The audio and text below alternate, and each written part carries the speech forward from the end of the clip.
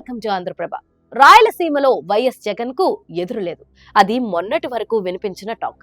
కానీ రాను రాను పరిస్థితుల్లో మార్పు కనిపిస్తుంది. క్రమంగా విపక్షాల బలం పుంజుకుంటున్నాయి. అభ్యర్థుల మార్పు కావచ్చు, స్థానిక పరిస్థితులు సహకరించకపోవడం కావచ్చు. ఏది ఏమైనా రాయలసీమలో గతంలో వచ్చిన సీట్లు ఈసారి దక్కుతాయా అన్న అనుమానాలు వైసీపీ నేతల్లోనే కలుగుతున్నాయి. వైసీపీ నేతల్లో నెలకొన్న విభేదాలతో పాటు క్యాడర్లో అలుముకున్న అసంతృప్తి కూడా ఒక కారణంగా చెబుతున్నారు. వైసీపీకి ఓటు బ్యాంక్ ఎక్కువగా ఉన్న రాయలసీమలోనే కొంత ఇబ్బందికరమైన పరిస్థితులు నెలకొన్నాయన్న విశ్లేషకులు వెలువడుతున్నాయి. దీంతో రాయలసీమ రాజకీయం ఎటువైపు తిరుగుతుందో అన్న ఆసక్తి నెలకొంది. రాయలసీమలోని 4 జిల్లాల్లో గత ఎన్నికల్లో ప్రస్తుత ప్రతిపక్ష తెలుగుదేశం పార్టీ కేవలం 3 స్థానాలకే పరిమితమైంది. కడప జిల్లాలో 10కి 10 స్థానాలను వైసీపీ కైవసం చేసుకుంది.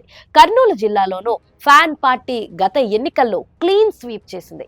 అనంతపురం, చిత్తూరు జిల్లాల్లో మాత్రం కొన్ని స్థానాలను కోల్పోయింది. అనంతపురం జిల్లాలోని ఉరవకొండ, హిందూపురంతో పాటు చిత్తూరు జిల్లాలోని కుప్పం నియోజకవర్గంలో టీడీపీ గెలిచింది. మిగిలిన అన్ని స్థానాల్లో వైసీపీ విజయం సాధించింది. అంత పెద్ద సంఖ్యలో సీట్లు గెలవడం కారణంగానే వైసీపీకి గత ఎన్నికల్లో 151 స్థానాలు దక్కాయి. అయితే ఈసారి కడప, అనంతపురం జిల్లాల్లో కొంత ఫ్యాన్ పార్టీకి ఇబ్బందికరమైన పరిస్థితులు నెలకొన్నాయని ఆ పార్టీ నేతలే చెబుతున్నారు. కడప జిల్లాలో రాజంపేట, కమలాపురం, మైదుకూరు వంటి స్థానాల్లో టీడీపీ ఈసారి గట్టి పోటీ ఇచ్చే అవకాశాలున్నాయి. అయితే అనంతపురం జిల్లాలో మాత్రం టీడీపీకి ఎక్కువ సంఖ్యలో స్థానాలు వచ్చే అవకాశాలు కనిపిస్తున్నాయి. ఉమ్మడి అనంతపురం జిల్లాలో ఈసారి 5-6 స్థానాలకు మించి వైసీపీకి రావన్న అంచనాలు వినపడుతున్నాయి. చిత్తూరు, కర్నూలు జిల్లాలో కొంత పర్వాలేదని అంటున్నారు. అదే జరిగితే సీమలో జగన్ పార్టీ అతి తక్కువ స్థానాలు దక్కే అవకాశం ఉంది.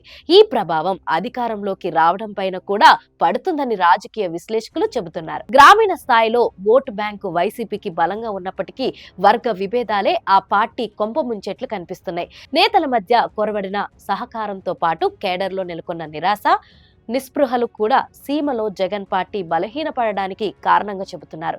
అయితే ఎన్నికలకు ఇంకా సమయం ఉండడంతో నష్ట నివారణ చర్యలు చేపడితే ఏదైనా మార్పు వచ్చే అవకాశం ఉందని కూడా అంటున్నారు. రాప్తాడులో సిద్ధం సభ జరిగింది. ఈ సభ తర్వాత కూడా పరిస్థితుల్లో పెద్దగా మార్పు రాలేదంటున్నారు. రెడ్డి సామాజిక వర్గం కూడా ఫ్యాన్ పార్టీ పట్ల గుర్రుగా ఉందంటున్నారు. ఇప్పటి వరకు అయితే మాత్రం సీమలో కొంత పైచేయి వైసీపీదే అయినా గత ఎన్నికల్లో వచ్చిన సీట్లు మాత్రం రావన్న అంచనాలు మాత్రం బలంగా వినిపిస్తున్నాయి.